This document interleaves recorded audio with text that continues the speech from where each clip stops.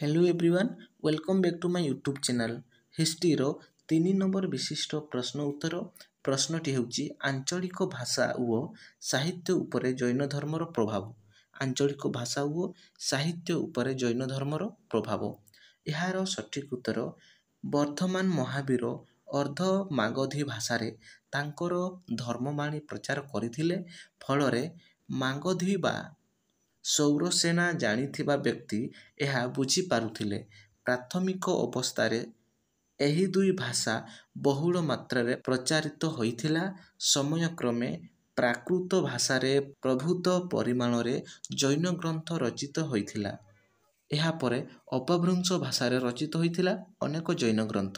ତେଣୁ ବାସ୍ତବ କ୍ଷେତ୍ରରେ ବହୁ ଆଞ୍ଚଳିକ ଭାଷାକୁ ଉନ୍ନତ କରାଇଥିଲା ଜୈନ ଧର୍ମ।